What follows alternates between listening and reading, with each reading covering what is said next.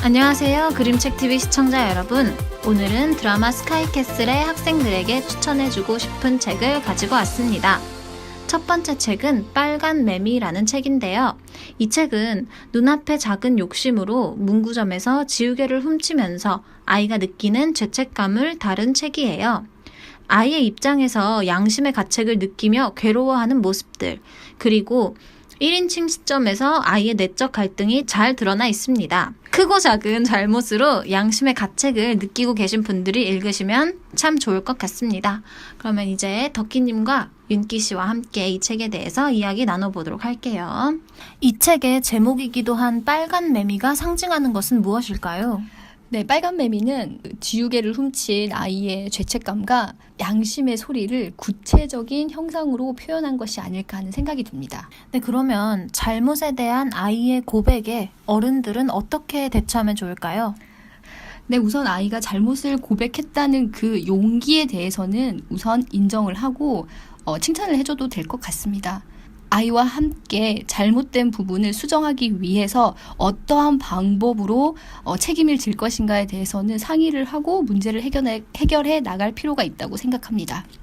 저도 덕희님이랑 의견이 비슷한데 우선 그 행동이 얼마나 용기 있는지 칭찬을 해줘야 될 것 같아요. 근데 하지만 어쨌든 이 아이의 행동이 잘못된 부분이잖아요. 그래서 그런 잘못한 것은 혼내야 되고, 지우개 사건 같은 경우는 어떤 개인과의 그 관계 속에서의 문제도 있는 거니까 그 피해를 당한 사람의 입장을 아이가 좀 생각해 봐야 할 것 같아요. 근데 다만 이제 제가 좀 아쉬웠던 부분은 매미라는 생명도 이제 이 아이가 그냥 날개를 찢어버리잖아요. 근데 그거에 대해서 반성하거나 고민하는 부분이 없던 것이 저는 좀 개인적으로 아쉬웠습니다. 네, 그러면 이번 주 주제와 관련을 지어서 이 책을 스카이캐슬의 어떤 아이에게 추천하면 좋을까요? 네, 물론 예서죠. 저도 예서 같아요.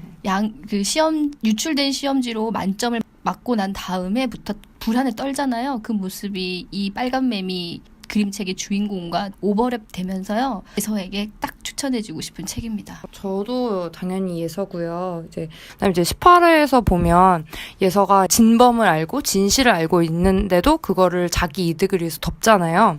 그 과정에서 잠을 못 자고 계속 심장 소리가 막 쿵쾅거리니까 아이가 불면증에 걸리게 돼요. 근데 그런 부분이 책의 주인공도 이제 매미 소리가 자꾸 들려서 잠을 못 자거든요. 그래서 그런 게 굉장히 비슷했던 것 같아요. 네, 사람은 누구나 잘못을 하면서 살아가죠. 다만 양심의 소리에 얼마나 귀를 기울이느냐의 차이인 것 같아요. 맞아요. 어떤 사람들은 양심의 소리를 아예 들으려고조차 하지도 않고 그걸 어려워하죠. 그런 부분에서는 그 버나드 하버의 용기라는 책도 한번 같이 읽으면 좋을 것 같아요. 네, 두 번째 책은요, 곰과 작은 새입니다. 이 책은 책의 제목 그대로 곰과 새의 우정과 사랑, 그리고 이별을 극복해내는 과정을 다룬 책이에요. 곰과 새는 단짝처럼 붙어 다녔는데요. 어느 날 새가 죽게 됩니다. 새의 죽음으로 인해 곰은 큰 슬픔에 빠지게 되고 새를 잊지 못해 죽은 새를 작은 상자에 넣어서 다니게 됩니다. 그러던 와중 자신처럼 상자를 소중히 지니고 다니는 들고양이를 만나게 되고 서로의 아픔에 공감하며 서로의 빈자리를 채워주게 되는 그런 이야기입니다. 덕희님은 이 책에서 인상 깊으셨던 장면이 있으신가요? 네, 저는 그 곰이 다른 동물들에게 위로를 받지 못하고 다니다가 들고양이를 만나면서 들고양이가 딱 이렇게 얘기해요. 많이 힘들었지? 이렇게. 그 순간 위로가 되는 듯한 느낌을 저도 받았거든요. 거기에다가 들고양이가 바이올린으로 작은 새를 위한 추모곡을 연주를 하잖아요. 그런데 제 생각에는 그 추모곡이 꼭 작은 새만을 위한 것이 아니라 곰을 위한 곡인 것 같아서 이 부분이 참 인상 깊게 남았습니다. 저는 이 끝부분에서 고양이에게 탬버린을 받은 곰이 누가 연주하던 탬버린인지 궁금했지만 물어보지 않고 탬버린을 잘 칠 수 있도록 내가 연습하겠다라고 말하는 장면이 있어요. 그래서 이 장면이 되게 그 슬픈 과거의 감정에 얽매이지 않고 앞으로의 긍정적인 미래에 의미를 두는 것 같아서 되게 곰이 자신의 아픔과 상처를 극복하는 것처럼 느껴져서 제 마음이 되게 힐링이 되고 좋았어요. 네. 책의 이제 또 다른 특징 중에 하나가 사파가 흑백으로 이루어져 있는 부분이 많아요. 그런데 중간중간 컬러가 있네요. 제 생각에는 흑백이 이제 작은 새를 잃고 난 후에 이제 곰이 상실감을 표현하는 것 같고요. 그리고 이제 후반부나 이제 중간에 부분 분홍색이 나오잖아요. 근데 이 분홍색이 어디에 나오냐면 무덤 옆 꽃, 그 다음에 탬버린 끈, 그 다음에 고양이랑 곰이 걸어가는 꽃길에 이렇게 채색이 되어 있어요. 그래서 그거 보면서 이제 뭐 상실감을 극복하고 서로에게 이제 건넨 따뜻한 위로를 이렇게 색으로 표현한 게 아닐까 싶습니다. 이 책을 스카이캐슬의 아이들에게 추천한다면 누구에게 추천해주면 좋을까요?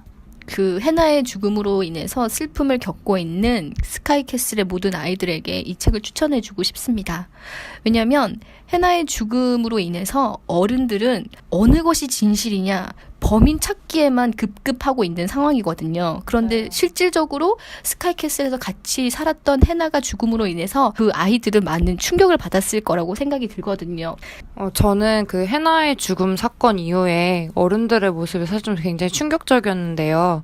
진실을 밝히려고 하고 그 다음에 누군가에게 그 죄를 덮어 씌우려고 하고 심지어 거기 나온 이제 차 교수 같은 경우는 친구가 죽었는데 그거를 기회 삼아서 1등급에 올라가라고 하잖아요. 기준이 서준이가 마음 다칠 거를 전혀 고려하지 않는 거죠. 네, 맞아요. 어른들이 그 책 속의 들고양이처럼 아이들의 마음을 보듬어주는 그런 역할을 할 때가 아닌가 싶습니다. 오늘은 스카이캐슬 아이들에게 추천해주고 싶은 책 2권을 소개해드렸는데요. 앞으로 한 주밖에 안 남은 스카이캐슬이 어떻게 끝날지 정말 기대되네요. 스카이캐슬만큼 저희 채널도 많은 사랑 부탁드려요. 다음 주제는 식욕을 돋구는 먹방에 관련된 책으로 찾아오겠습니다. 그럼 여러분 안녕!